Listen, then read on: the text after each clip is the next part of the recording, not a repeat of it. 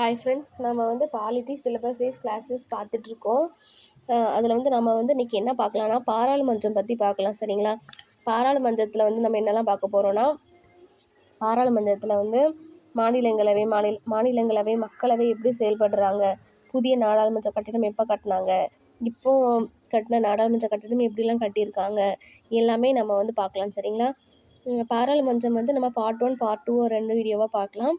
Part 1ல் வந்து புதிய நாடாளுமன்ற கட்டிடம், பழைய நாடாளுமன்ற கட்டிடம் எப்படி கட்டப்பட்டது எல்லாம் பார்த்துட்டு, அதே போல் பார்ட் 1லேயே மக்களவை பார்த்துட்டு தென் பார்ட் 2ல் வந்து நம்ம மாநிலங்களவை பார்க்கலாம். ஓகே, வீடியோக்குள்ளே போகலாம். பாராளுமன்றம், ஓகேவா? ஓகே, பாராளுமன்றம்னா இப்போ நமக்கு என்ன? பாராளுமன்றம் எங்கே இருக்குது? மத்திய அரசு எங்கே இருக்குது? அங்கே தானே இருக்குது. அதாவது மத்திய அரசுக்கு உட்பட்டது தான் பாராளுமன்றம்.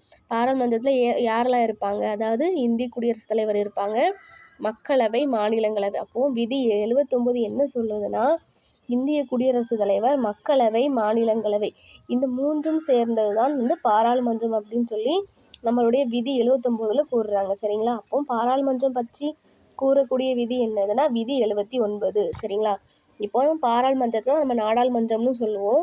இப்போ நாடாளுமன்றத்தில் வந்து என்ன அவை இருக்காங்க? 2 அவை இருக்காங்க, மாநிலங்களவை, மக்களவை. சரிங்களா? மாநிலங்களவையில் வந்து எப்படி 250 உறுப்பினருக்கு மிகாமல் இருக்கணும். அதே போல் மக்களவையில் வந்து எப்படின்னா, மக்களவையில் வந்து 552 உறுப்பினர்களுக்கு மிகாமல் இருக்கணும். சரிங்களா? இப்போ மாநிலங்களவை உறுப்பினர்கள் இருக்கிறாங்கல்ல, 250 பேர், அவங்கள வந்து யார் தேர்ந்தெடுக்கிறாங்கன்னா, ஓட்டு போடாமல் நம்ம மாநிலத்தில் உள்ள எம்எல்ஏக்கள் இருக்கிறாங்கல்ல, அவங்க தான் வந்து ஓட்டு போட்டு மாநிலங்களவை எம்பிக்களை தேர்வு செய்வாங்க. அதே போல் மக்களவையில் 552 உறுப்பினர்களை வந்து நம்மளே தேர்ந்தெடுப்போம். அதான் மக்களவை. ஏன்னா மக்களவைனா மக்கள் தான் ஓட்டு போட்டு தேர்ந்தெடுக்கிறோம். சரிங்களா? இப்போ வந்து மக்களவையில் வந்து நம்மலாம் ஓட்டு போட்டு மக்களவை எம்பிக்களை தேர்ந்தெடுப்போம்.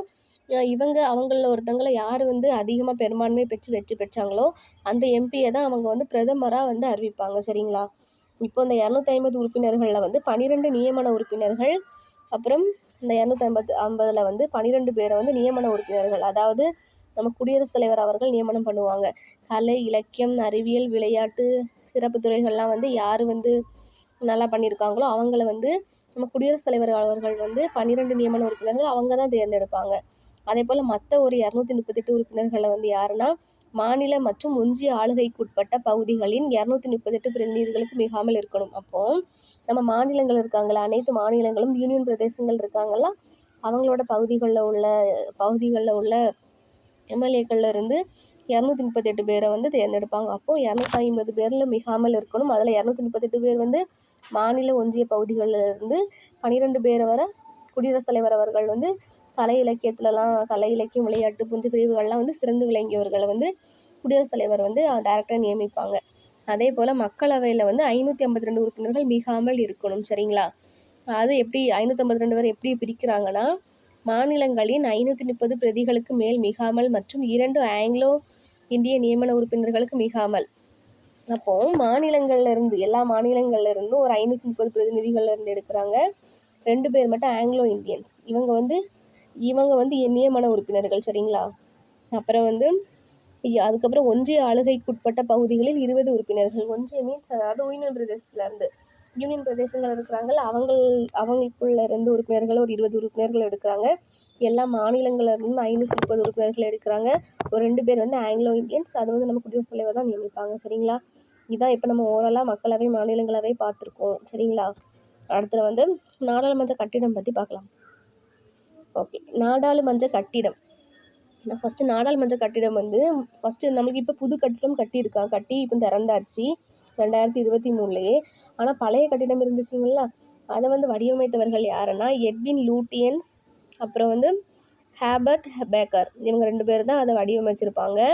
எப்போ கட்டி முடித்தாங்கன்னா 1921லேருந்து 27 வரைக்கும் கட்டிட்டு 1927 ஜனவரியில் தான் இந்த கட்டிட பணி நிறைவு பெற்று 1927 வந்து ஜனவரியில் வந்து இந்த கட்டடத்தை வந்து திறந்து வச்சவங்க யாருன்னா இர்வின் பிரபு. அவங்க தான் அப்போ அதாவது பிரிட்டிஷ்காரங்க ஆட்சி பண்ணும்போது அவங்க தான் நம்ம இந்தியாவினுடைய வைசிராயாக இருந்திருப்பாங்க. சரிங்களா? அவங்க தான் வந்து அதை ஓப்பன் பண்ணி வச்சுருப்பாங்க. இப்போ நம்ம பழைய நாடாளுமன்ற கட்டிடம் வந்து ரவுண்ட் ஷேப்பில் இருக்கும். சரிங்களா? நம்ம புக்கில் கூட நீங்கள் பார்த்தா பிக்கு தெரியும், பாருங்கள், ரவுண்ட் ஷேப்பில் இருக்கும்.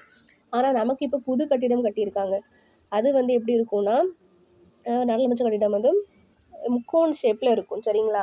இதை வந்து அதாவது நம்ம பழைய கட்டிடம் வந்து 1921லேயே வந்து கட்டினாங்க. அப்போ 100 வருஷம் ஆக போகுதுன்னு சொல்லிட்டு ஏன்னா அப்போ 100 வருஷம் ஆக போகுதுன்னு சொல்லிட்டு தான் வந்து புதிய கட்டிடம் கட்டியிருக்காங்க சரிங்களா. நாடாளுமன்றம் புதிய கட்டிடத்தை பற்றி நம்ம பார்ப்போம். அது வந்து முக்கோண ஷேப்பில் இருக்கும். எப்போ திறந்து வச்சாங்கன்னா 2023 மே 28 வந்து அதை ஓப்பன் பண்ணி வச்சுருக்காங்க. மொத்த செலவு வந்து சுமார் 1200 கோடி சரிங்களா. அது காமனாக தெரியும். அது வந்து சுமார்னு போட்டாவே வந்து அதை கொஸ்டின்ஸ் கேட்க மாட்டாங்க. ஏன்னா வந்து அது குத்து மதிப்பாக தான் சொல்லுவாங்க. ஒரு 1220 கோடி கூட இருக்கலாம். அது ஒரு ரவுண்டாக 1200 கோடி அப்படின்னு சொல்லியிருக்காங்க. அடிக்கல் எப்போ நாட்டினாங்கன்னா 2020 டிசம்பர் 10 அடிக்கல் நாட்டி 2023 மே 28 அதை ஓப்பன் பண்ணி வச்சாங்க. வடிவமைத்த நிறுவனம் என்னென்னா HCP டிசைன். எந்த திட்டத்தின் பேரில் கட்டினாங்கன்னா சென்ட்ரல் விஸ்டா மறு கட்டமைப்பு திட்டம். கட்டிய நிறுவனம் டாடா நிறுவனம். அப்போ வடிவமைத்த நிறுவனம் HCP டிசைன், கட்டிய நிறுவனம் வந்து டாடா நிறுவனம். அப்புறம் கட்டடக்கலை நிறுவனர் யாருன்னா பிமல் படேல். அவங்க தான் வந்து கட்டிடக்கலை நிபுணர். அப்புறம் வந்து இப்போ நமக்கு வந்து அதாவது நம்ம கூட நியூஸ்லலாம் கூட பார்த்துருப்போம். செங்கோல் வந்து திருவாடுதுறை ஆதீனத்தினுடைய செங்கோலை வந்து நம்மளோட புதிய நாடாளுமன்ற கட்டிடத்தில் வச்சுருக்காங்க. எங்கே வச்சுருக்காங்கன்னா மக்களவை தலைவர் அமரக்கூடிய இருக்கைக்கு பக்கத்துலேயே வந்து அந்த செங்கோலை கொண்டு வந்து வச்சுருக்காங்க. பரப்பளவு அதாவது மொத்தம் நம்ம நாடாளுமன்ற கட்டிடத்தினுடைய பரப்பளவு என்னென்னா 64,500 சதுர மீட்டர்.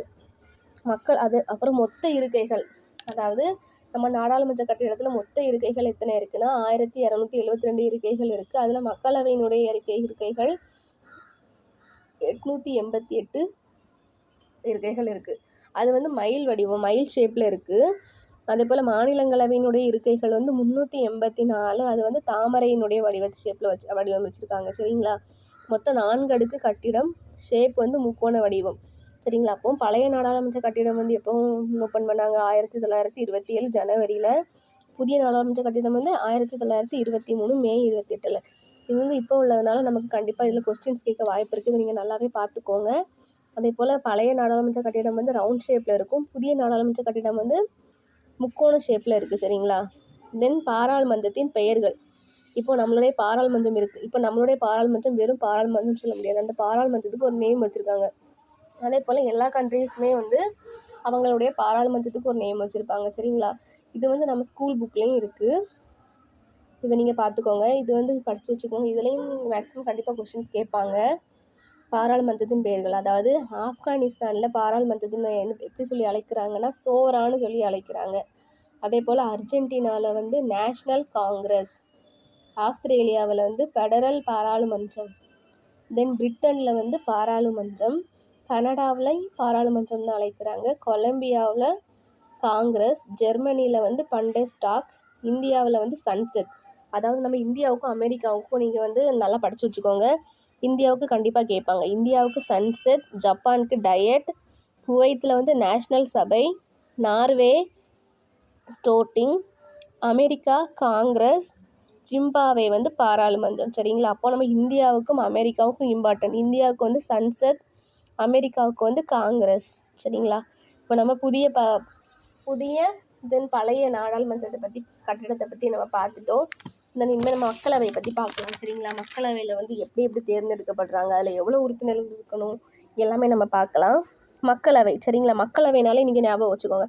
மக்களவைனாலே நம்ம தான் போய் தேர்ந்தெடுப்போம். நம்ம தேர்ந்தெடுக்க உறுப்பினர்கள் தான் அங்கே இருப்பாங்க சரிங்களா. இப்போ மக்களவையில் வந்து அதிகபட்ச உறுப்பினர்கள் வந்து 552 பேர் இருக்கணும். ஆனால் வந்து இப்போ நமக்கு எவ்வளோ பேர் இருக்காங்கன்னா 545 பேர் இருக்காங்க சரிங்களா. 552க்கு மேலே மிகாமல் இருக்கணும். ஆனால் அதுக்குள்ளே நீங்கள் எவ்வளோ வேணால் இருந்துக்கலாம் அப்படின்னு சொல்லுவாங்க. அப்போ அதிகபட்ச உறுப்பினர்கள் வந்து 552 பேர் இருக்கணும். அதே போல் அதில் வந்து 228 மாநிலங்கள்லேருந்து 530 பேர் தேர்ந்தெடுக்கிறாங்க. அதே போல் 8 யூனியன் பிரதேசத்துலேருந்து 20 பேரை தேர்ந்தெடுக்கிறாங்க சரிங்களா. 2 பேர் வந்து யார் தேர்ந்தெடுக்கிறாங்க. இதில் வந்து ஆங்கிலோ இந்தியன்ஸ் வந்து 2 பேர் இருப்பாங்க. அவங்கள வந்து குடியரசுத் தலைவர் தான் நியமனம் செய்வார். ஆனால் இப்போ நமக்கு ஆங்கிலோ இந்தியன்ஸ் வந்து கிடையாது. 2019 104வது சட்ட திருத்தம் செய்து நீக்கம் பண்ணிட்டாங்க. இனிமேல் வந்து நடக்க போகிற எலெக்ஷனில், அதாவது இனிமேல் வரப்போகுது இல்லையா எலெக்ஷன், மக்களவை எலெக்ஷன், அதில் வந்து ஆங்கிலோ இந்தியன் சீட் வந்து கிடையாது. 2 சீட்டை நீக்கிட்டாங்க. இது நமக்கு கண்டிப்பாக கொஸ்டின் கேட்பாங்க. அதாவது ஆங்கிலோ இந்தியன்ஸை வந்து எதை வச்சு நீக்கினாங்கன்னு சொல்லி கேட்பாங்க. 2019 104வது சட்ட திருத்தம் செய்து நீக்கம் பண்ணிட்டாங்க. அப்போது அதிகபட்சமாக 552 மெம்பர்ஸ் இருக்கலாம். ஆனால் வந்து தற்போதைய உறுப்பினர்கள் நமக்கு எத்தனை பேர்னா 545 பேர் நமக்கு இருக்காங்க. சரிங்களா? இப்போ இவங்களுக்கு போட்டியிடுறதுக்கு வயது என்னென்னா 25 வயது உள்ளவங்க நம்ம வந்து போட்டியிடலாம். எம்பி எலெக்ஷனுக்கு நம்ம போட்டியிடலாம்.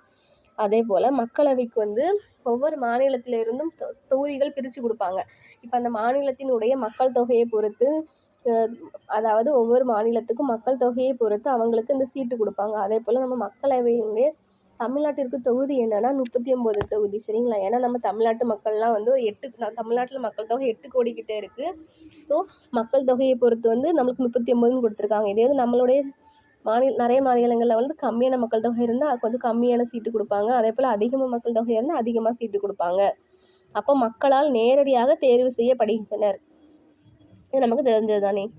மக்களவைனா எனது மக்கள், நம்ம தான் வந்து நேரடியாக அவங்களுக்கு தேர்ந்தெடுக்கிறோம். 18 வயது நிரம்பியவர்கள் வந்து நம்ம வாக்காளர்கள், நம்ம ஓட்டு போட்டு நம்ம வந்து அங்கே உள்ள எம்பிக்களை தேர்ந்தெடுக்கிறோம். அதே போல் 1988 61வது சட்ட திருத்தம் வாக்களிப்பு ஃபஸ்ட்டு வந்து, அதாவது 1988 வரைக்கும் 21 வயது வர நிறைவடைந்தால் மட்டுமே நம்ம ஓட்டு போட முடியும். ஆனால் அதை வந்து 1988 61வது சட்ட திருத்தம் செய்து வாக்களிக்கும் வயதை வந்து 21லேருந்து 18 மாற்றிட்டாங்க. சரிங்களா? அதை எப்போ நடைமுறைப்படுத்தினாங்கன்னா, எப்போவுமே நீங்கள் ஞாபகம் வச்சுக்கோங்க, இப்போ ஒரு சட்டம் வருதுன்னா அதை வந்து சட்டம் கொண்டு வந்துடுவாங்க. அதை நடைமுறைப்படுத்துறது வந்து அடுத்த வருஷம் தான் நடைமுறைப்படுத்துவாங்க. இப்போ பாருங்கள், 1988 கொண்டு வந்தாங்க. அதை வந்து 1989 நடைமுறைப்படுத்தியிருக்காங்க. மக்களவையின் முதன்மை தலைவர் யாருன்னா பிரதமர். சரிங்களா? இது வந்து நீங்கள் நல்லா கிளியராக படித்து வச்சுக்கோங்க. மக்களவையின் முதன்மை தலைவர் வந்து பிரதமர். அதே நேரம் மக்களவையின் தலைவர் யாருன்னா சபாநாயகர் அவர்கள். சரிங்களா? அதாவது நம்ம மக்களவையில் வந்து எம்பிக்களை தேர்ந்தெடுக்கிறோம்ல, அந்த எம்பிக்களில் வந்து அவங்களுக்குள்ளேயே ஒருத்தரை வந்து முடிவு பண்ணி அவங்க வந்து சபாநாயகராக தேர்ந்தெடுத்து வச்சுப்பாங்க. அதே போல் மக்களவையின் முதல் சபாநாயகர் 1951 வந்து ஃபஸ்ட் எலெக்ஷனில், அதாவது இந்தியா குடியரசு ஆனதுக்கு அப்புறமா ஃபஸ்ட்டு முதல் சபாநாயகர் வந்து யார் இருந்தாங்கன்னா ஜிவி மால்வாங்கர். சரிங்களா? இது வந்து இம்பார்ட்டன்ட், நீங்கள் படித்து வச்சுக்கோங்க. கண்டிப்பாக இது கொஸ்டின்ஸ் கேட்க வந்து நிறைய சான்சஸ் இருக்குது. சரிங்களா? அப்போ மக்களவையின் முதன்மை தலைவர்னு கேட்டாங்கன்னா பிரதமர்னு போடணும். மக்களவையின் தலைவர் மட்டும் கேட்டால் சபாநாயகர்னு போடுங்க. சரிங்களா? தென் மக்களவையின் அதிகாரங்கள். மக்களவைக்கு என்னென்ன அதிகாரங்கள் இருக்குது? அதாவது நிதின்னு வந்துச்சுனாலே நமக்கு வந்து மக்களவைன்னு தான் வரும். சரிங்களா? ஏன்னா நம்ம தானே தேர்ந்தெடுத்திருக்கோம். மக்களவையினுடைய உறுப்பினர்களை வந்து நம்ம தான் ஓட்டு போட்டு தேர்ந்தெடுக்கிறோம். அப்போ நிதி சம்பந்தமான அதிகாரங்கள் அனைத்துமே மக்களவைக்கு மட்டுமே உண்டு. நிதி மசோதாவை மக்களவையில் மட்டுமே அறிமுகப்படுத்த முடியும். சரிங்களா? நம்மளோட நிதி மசோதாவை வந்து இது ரொம்ப ரொம்ப இம்பார்ட்டன்ட். நிதி மசோதாவை கண்டிப்பாக நம்ம வந்து மக்களவையில் மட்டும்தான் அறிமுகப்படுத்த முடியும். அதை வந்து நம்ம மாநிலங்களவையில் கொண்டு போயிட்டு அறிமுகப்படுத்த முடியாது. அதே போல் மக்களால் நேரடியாக தேர்ந்தெடுக்கப்பட்ட உறுப்பினர்களால் உருவாக்கப்பட்டது. மக்களவையோட அதிகாரம் ஏன் அதிகமாக கொடுத்துருக்காங்க, நிதிக்கு ஏன் இம்பார்ட்டன்ட் கொடுத்துருக்காங்க? ஏன்னா நம்ம தான் அவங்களை தேர்ந்தெடுக்கிறோம். நம்ம தான் ஓட்டு போட்டு அவங்கள தேர்ந்தெடுக்கிறதுனால வந்து மக்களவைக்கு வந்து நிதி சார்ந்த விஷயங்களில் வந்து எல்லாமே வந்து அதிகாரம் அதிகம். அப்புறம் நிதிநிலை அறிக்கை தயார் செய்வதும் சமர்ப்பிப்பதும் மக்களவை. பார்த்தீங்களா? நிதின்னு வந்துச்சுனாலே மக்களவைக்கு தான் அதிகாரம். நிதிநிலை அறிக்கை தயார் செய்வதும் சமர்ப்பிப்பதும் மக்களவைக்கு அதிகாரமாகும். தென் பிரதமர் மக்களவையின் நம்பிக்கையை இழந்தால் மக்களவை கலைக்கப்படும். ஏன்னா மக்களவை நம்ம தானே தேர்ந்தெடுக்கிறோம் உறுப்பினர்களை. அதனால் நம்மளே தேர்ந்தெடுத்த பிரதமர் வந்து மக்களவையில் நம்பிக்கை இழந்துட்டாங்கன்னா மக்களவையை நீங்கள் கலைக்கலாம். ஆனால் இது ஒரு இம்பார்ட்டன்டாக ஞாபகம் வச்சுக்கோங்க. அதே நேரம் மாநிலங்களவை இருக்குங்களா, மாநிலங்களவையை நம்ம கலைக்கவே முடியாது. அது ஒரு நிரந்தர அவை. சரிங்களா? அப்போது நிதி மசோதாவை வந்து மக்களவையில் மட்டும்தான் அறிமுகப்படுத்த முடியும், மாநிலங்களவையில் அறிமுகப்படுத்த முடியாது. சரிங்களா? ஏன்னா நம்ம மக்கள் தான் நேரடியாக தேர்ந்தெடுத்து நம்ம அவங்கள தேர்ந்தெடுக்கிறோம். உறுப்பினர்கள் தேர்ந்தெடுக்கிறதுனால நிதி மசோதாவை அங்கே தான் இது பண்ண முடியும். அதே போல் நம்ம நிதி மசோதாவை வந்து, அதாவது மக்களவையை வந்து ஈஸியாக கலைச்சிடலாம். ஆனால் வந்து மாநிலங்களவையை கலைக்கவே முடியாது. அது ஒரு நிரந்தர அவை. இதை நீங்கள் ஞாபகம் வச்சுக்கோங்க. நம்ம நெக்ஸ்ட் வீடியோவில் வந்து மாநிலங்களவை பற்றி பார்க்கலாம். சரிங்களா ஃப்ரெண்ட்ஸ்? தேங்க்யூ.